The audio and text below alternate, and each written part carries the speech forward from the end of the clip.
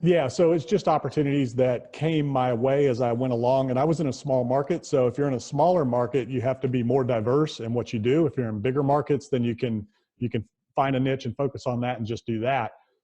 So I had just learned along the way, and the projects that I was in a resort community in the Outer Banks of North Carolina. That's where I was building.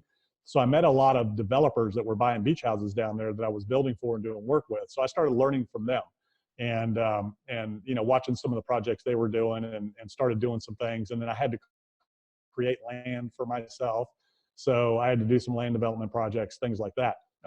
But for apartment syndicators and for people that are getting into it, my path isn't always the best for everybody. So I think in this day and age, it's much better to pick something and focus on it and scale that. And that's kind of what I did. So my building business was what I picked, that I focused on and scaled, that provided the cash flow to do everything else. And all the other companies that came along with that were all ancillary to the construction industry, except for one or two. And it was usually because I wanted to help somebody. I love helping people. I'm a coach, I'm a mentor. It's what I've been my whole career. That's how I built my companies, and that's how I built other businesses with other people. I just coached them. I find good operators and I coach them to success and tell them what to do. They go do it, right? So it wasn't me out there, and it's not me out there day to day doing things right now. Again, if I'm doing a development project, I've got architects, engineers, builders, general contractors. All I'm doing is leading that team. I'm finding the opportunity, creating the value by determining the highest and best use of that property, and trying to coach all of them to their very best and get that thing done. So I'm leading the charge. I'm finding the opportunity, putting the team together, finding the financing, putting that together, and creating the opportunity on the back end for everybody. So that's kind of where I evolved too. And that just was a natural progression. As I got older, of course, 2009 forced a shift, where I was at, we got put out of business. So I had to change my business model, and I started building smaller, less expensive spec houses. And it wasn't cost effective for me to do it. So I would hire other builders. So that's kind of where that whole process started. And ever since then, I've kind of done it that way. But, for the average apartment syndicator, I would not advise trying to get into a ground up development or anything like that, especially right now in the multifamily world. There's a lot of projects going on. Construction costs are at an all-time high. The qualified apartment builders out there are all busy. So it's taken a lot longer to get things done. It's costing a lot more. The entitlement process is very cumbersome and difficult. So it's much easier to find an existing asset that you can either reposition or that has good cash flow. You just got to find a motivated seller with either a good or a distressed asset, and then create some value there. Much quicker path to success that way right now. So one of the best deals was my very first one, right where the light bulb went off. So I don't think I was building spec houses yet. I was still remodeling, and I didn't have a real estate license at the time either. And this was my real estate agent that I was working with.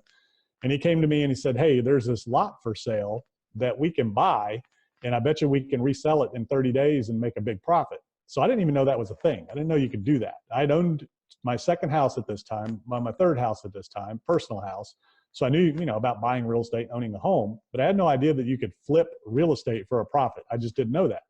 So he comes to me with this deal and says, "Yeah, we can buy this lot and then, put it on the market and we'll get it sold in 30 days and make a profit." And I'm like, "Well, can you even do that? Is that even legal?" And he's like, "Yeah, sure." So we went ahead. He said, I put up all the money. He found the deal. I put up the money. He got it sold, and we split the profit. And I think, I don't know, we made $15,000, $20,000 a piece. And in 30 days, I think I put up 100,000 or something. So to me, that was kind of a no-brainer. And it's kind of what triggered my thought process in getting into flipping and developing and things like that. I just didn't know. So from that point, I started building spec houses and learning how to do that, because again, I hadn't done that before. And so it was really interesting, that one little deal, how that triggered, a whole lot of other things. And, so probably after that, the best wholesale, if you want to call it a wholesale, was a joint venture agreement on an oceanfront hotel. So I'd buy oceanfront hotels, tear them down, and I would either sell the lots to an investor and build them houses, or I would build houses and sell them.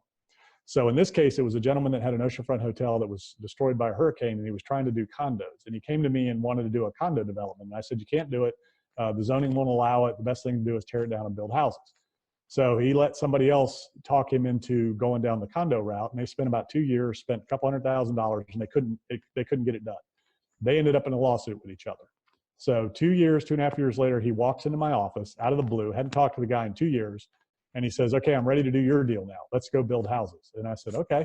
So we had a joint venture agreement. He was going to throw in the land. I was going to bring the money and build the houses and sell them, and we were going to split the profits.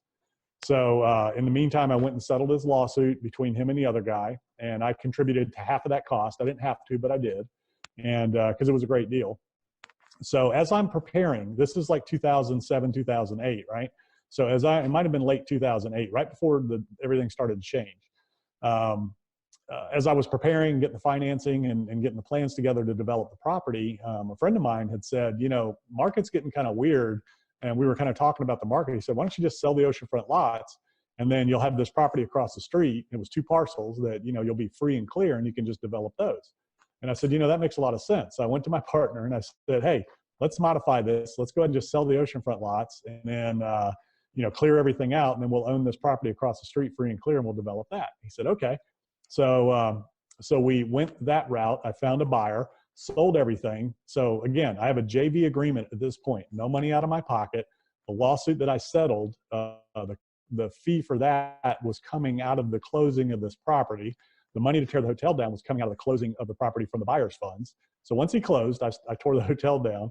We flipped the lots. I made like $351,000 when the lots sold. He got the property paid off free and clear, and he made his money. And then we had this piece across the street left over, right? So this is the good deal, great deal, right? All I had was a JV contract, not a nickel out of my pocket. Took about 3 or 4 months to do all this, and I made $351,000, the biggest one-time payday I'd had in my career at the time.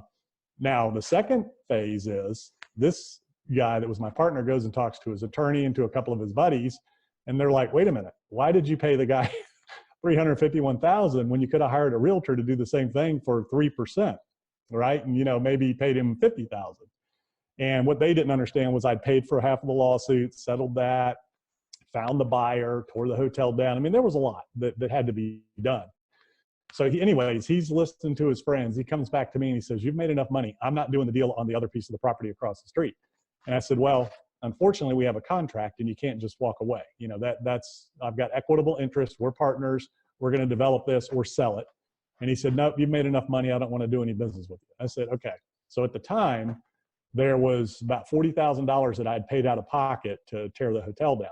And I said, all right, I'll tell you what, you don't want to do business with me, that's fine. Pay me the $40,000 for the hotel and reimburse that the partnership was supposed to cover. And I'll walk away and you can have the property. And the property was worth about $250,000. And you know, that's how I am. I'm like, you know, you don't want to do business with me, fine. You know, and he said, nope, I'm not paying it. You made enough money. I said, okay. And he said, you're going to have to sue me. So I did. I filed suit. I don't know. It took 3 or 4 months to go to court. The judge told us to settle it. The guy had no choice. I mean, he was wrong.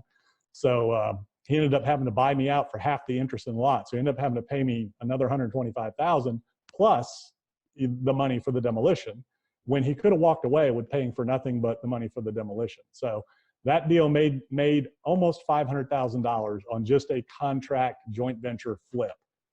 So that was probably the best deal I'd ever done in my life.